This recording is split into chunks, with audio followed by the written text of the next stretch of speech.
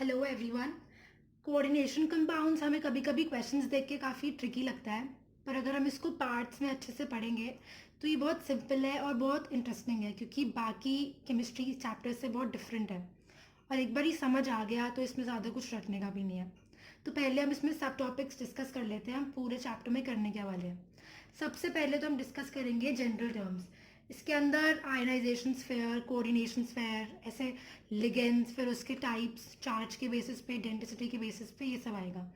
उसके बाद इन कंपाउंड्स का आईयूपीएसी नॉमेनक्लेचर। उसके बाद आइसोमेरिज्म। आइसोमेरिज्म में स्ट्रक्चरल आइसोमेरिज्म, ज्योमेट्रिक आइसोमेरिज्म। उसके बाद कोऑर्डिनेशन कंपाउंड्स की बॉन्डिंग थियरीज, इसमें Werner's theory, valence bond theory और क्रिस्टल फील्ड थियरी।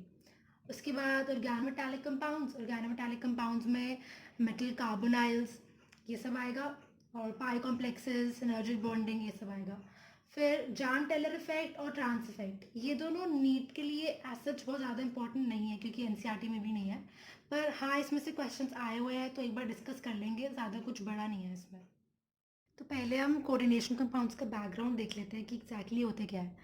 तो ये तो हमें पता है कि कोऑर्डिनेट बॉन्ड्स क्या होते हैं। आयनिक बॉन्ड्स होते हैं जिसमें एक जो केटायन होता है वो अपना इलेक्ट्रॉन लूज करता है और जो एनायन होता है वो गेन करता है। तो ये इलेक्ट्रोस्टैटिक फोर्सेस की वजह से एक साथ रहते हैं। कोवलेंट कंपाउंड्स होता है जिसमें दोनों जो पार्टिसिपेंट्स होते हैं वो एक एक इलेक्ट्रॉन शेयर करते हैं। और कोऑर्डिनेट बॉन्ड होता है जिसमें एक पार्टिसिपेंट जिसके पास लोन पेयर होता है वो दूसरे को डोनेट कर देता है जिसके पास एम्प्टी ऑर्बिटल होता है। सॉरी। वहाँ पास एक सिंपल कंपाउंड्स होते हैं जो कि जिसमें एक टाइप का एनायन और एक टाइप का केटायन हो। और कॉम्प्लेक्स कंपाउंड्स होते हैं। कॉम्प्लेक्स कंपाउंड्स में more than one type of anion और केटायन प्रेजेंट होते हैं। तो इसके दो टाइप्स हो सकते हैं, एक तो डबल सॉल्ट और एक कोऑर्डिनेशन कंपाउंड्स। अब इसमें डिफरेंस क्या है? इसमें डिफरेंस ये है कि अगर हम डबल सॉल्ट को वाटर में डिसोसिएट करें तो हमारे पास सिंपलेस्ट जो आयंस होते हैं हमें वो मिलते हैं, जैसे कि इस केस में ये है Mg2+ है, ये मिलते हैं। पर कोऑर्डिनेशन कंपाउंड्स को अगर हम वाटर में डिसोसिएट करेंगे तो ये एक तो इसमें डिसोसिएट होगा, ये वाला आयन देगा। पर ये जो है ये फर्दर डिसोसिएट Fe में और Cn- में नहीं होगा, क्योंकि ये एक कॉम्प्लेक्स आयन है और ये एज सच ऐसा ही रहेगा वाटर में, और इस पर चार्ज हो जाएगा -4। तो ये डिफरेंस है, ये कॉम्प्लेक्स आयन है, ये डिसोसिएट नहीं करता फर्दर। तो ये डिफरेंस है इन दोनों में। तो ये एक टिपिकल कोऑर्डिनेशन कॉम्प्लेक्स है या कोऑर्डिनेशन कंपाउंड है। तो इस कोऑर्डिनेशन कंपाउंड का वो वाला पार्ट जो कि वाटर के अंदर डिसोसिएट होने के बाद हमें सिंपलेस्ट आयंस देता है उसको आयनाइजेशन स्फीयर बोलते हैं। और वो वाला पार्ट जो वाटर में डिसोसिएट नहीं होता है और एक कॉम्प्लेक्स आयन की फॉर्म में ही रहता है, इसको कोऑर्डिनेशन स्फीयर बोलते हैं। कोऑर्डिनेशन स्फीयर के पार्ट्स होते हैं, एक ये सेंट्रल मेटल एटम जो कि इलेक्ट्रॉन पेयर एक्सेप्टर होता है कोऑर्डिनेट बॉन्ड में। और नॉर्मली जनरली ये डी ब्लॉक एलिमेंट होता है क्योंकि एम्प्टी डी सब शेल्स होते हैं। और दूसरा पार्ट होता है लिगेंड जो कि इलेक्ट्रॉन पेयर डोनर होता है। तो लिगेंड और सेंट्रल मेटल एटम के बीच में एक कोऑर्डिनेट बॉन्ड होता है जिसमें लिगेंड इसको अपना इलेक्ट्रॉन पेयर डोनेट करता है। तो इसके केस में जो NH3 है, NH3 के पास जो लोन पेयर है वो डोनेट करेगा ये कोबाल्ट को, क्योंकि इसके पास एम्प्टी सबशेल है। सो नेक्स्ट टर्म है डेंटिसिटी। डेंटिसिटी होता है कि एक लिगेंड एक मेटल आयन के साथ कितने नंबर ऑफ कोऑर्डिनेट बॉन्ड्स बनाता है, या फिर इसको ऐसे भी देख सकते हैं कि एक लिगेंड एक मेटल आयन को कितने number of electron pairs donate करता है। तो इसके बेसिस पे हम लिगेंड क्लासिफिकेशन कर सकते हैं। उसमें फर्स्ट टाइप है मोनोडेंटेट। मोनोडेंटेट होता है जिसमें एक लिगेंड एक मेटल आयन को एक साथ सिर्फ एक ही कोऑर्डिनेट बॉन्ड बनाता है। बाइडेंटेट जिसमें दो बनाता है। और ट्राइडेंटेट या आगे बोलो पॉलीडेंटेट, इसमें दो से ज़्यादा बनाता है, 3 4 कितने भी बना सकता है। अब इसके एग्जाम्पल्स देख लेते हैं। फर्स्ट मोनोडेंटेट के एग्जाम्पल्स है, ये क्लोरीन नहीं बोलेंगे, इसको क्लोराइडो बोलेंगे, वो आईयूपीएसी नॉमेनक्लेचर के अकॉर्डिंग है, वो हम उसमें डिस्कस कर लेंगे। तो ये क्लोराइडो और ये अमीन, AMMINE अमीन। तो इसमें ये लोन पेयर डोनेट करेगा और यहाँ पे जो इसके पास लोन पेयर है डोनेट करेगा। तो इसके पास एक ही डोनेट करने के लिए है, इसके पास भी एक ही, इसलिए ये हो गई मोनोडेंटेट। इसके अंदर दो नाइट्रोजन एटम्स हैं, तो यहाँ पे एक इलेक्ट्रॉन पेयर और यहाँ पे एक लोन पेयर, तो एक मेटल आयन को ये एक लिगेंड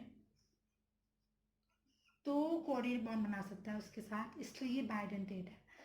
अच्छा, इसको बोलते हैं इथाइलिन डायमीन और शॉर्ट फॉर्म में EN। ये भी सब IUPAC नॉमेनक्लेचर में आएगा। ये है पॉलीडेंटेट लिगेंड, इसको बोलते हैं EDTA शॉर्ट फॉर्म में, इथाइलिन डायमीन टेट्राएसिटेट। तो इसके अंदर कौन कौन से एटम्स है जो कि डोनेट कर सकते हैं इलेक्ट्रॉन पेयर?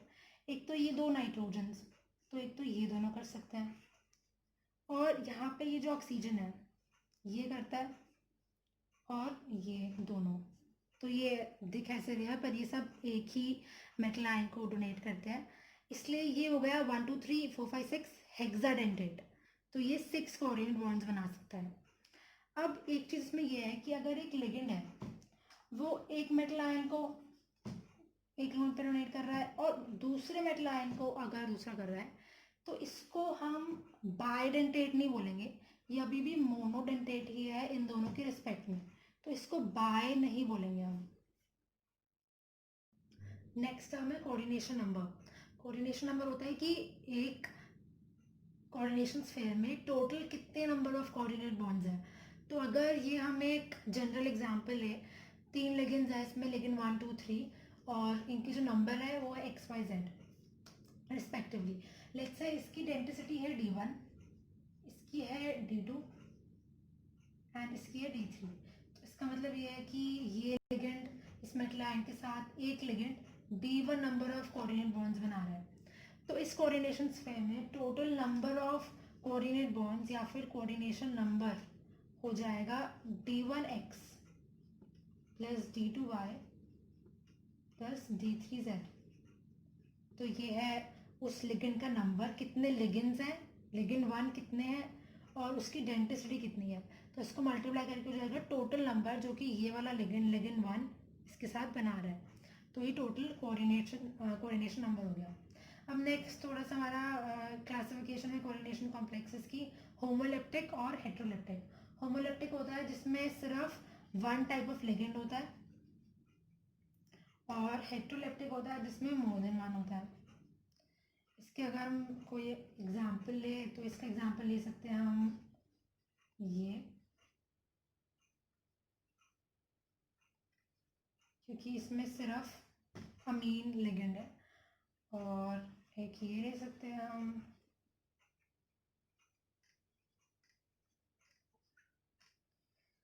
अब इस केस में जो कोऑर्डिनेशन नंबर है वो तो सेम ही रहेगा, कोबाल्ट है तो सेम कोऑर्डिनेशन नंबर है, यहाँ पे भी 6 है और यहाँ पे भी 6 है, पर यहाँ पे जो लिगेंड्स है वो दो अलग टाइप के हैं, यहाँ पे एक टाइप का, इसलिए ये क्लासिफिकेशन है। अब लिगेंड्स नेगेटिव, न्यूट्रल और पॉजिटिव तीनों टाइप के हो सकते हैं, पॉजिटिव भी हो सकता है। अगर हम कोई एग्जाम्पल ले तो इसका तो सिंपल वो हो जाएगा क्लोराइडो, इसका हो जाएगा अमीन जो कि हम देखते आए हैं, वाटर से बहुत सारे एग्जाम्पल्स हैं, और इसका हो जाएगा नाइट्रोसोनियम, ये फिर ये ऐसे बहुत सारे एग्जाम्पल्स है, और ये सारे इसकी पूरी लिस्ट हम IUPAC नॉमेनक्लेचर में करेंगे, और इन सबके नाम क्या होने चाहिए उसके अकॉर्डिंग। नेक्स्ट कुछ इंपॉर्टेंट टर्म्स हैं। पहला है फ्लेक्सीडेंटेट लिगेंड्स।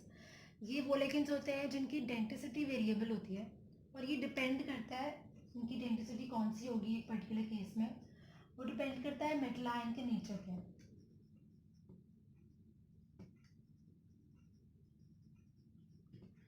इसके एग्जाम्पल्स एक हो सकता है सल्फेटो।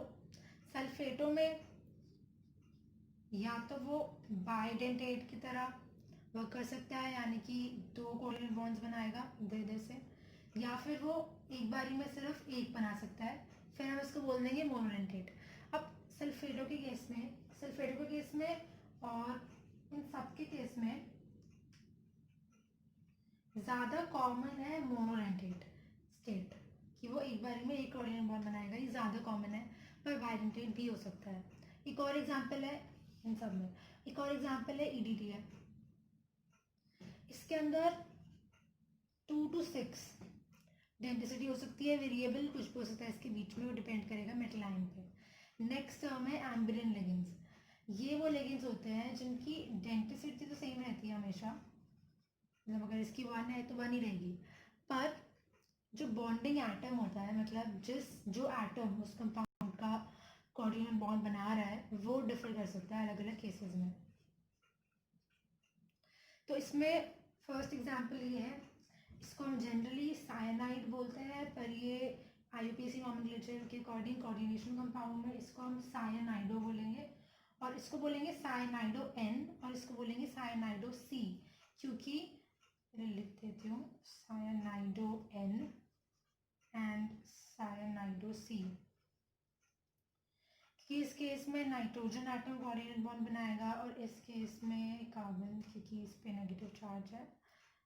इसका स्ट्रक्चर ये होता है ना, माइनस एंड दिस, तो इस केस में ये बनाएगा ऐसे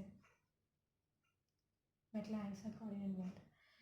अब ये दूसरा एम्बिडेंट लिगेंड, इसका नाम है सायनेटो, सायनेटो N, और इसका है सायनेटो O। अच्छा, इसमें अगर सिर्फ सायनाइडो, लाइक सायनाइडो N या सायनाइडो C की जगह ओनली सायनाइडो दिया हुआ क्वेश्चन में, तो उसको हम सायनाइडो C मानेंगे, इसका नाम ये है। और क्योंकि यहाँ पे N बनाएगा और यहाँ पे ऑक्सीजन बनाएगा, इसमें इसका नाम है नाइट्राइटो N और नाइट्राइटो O।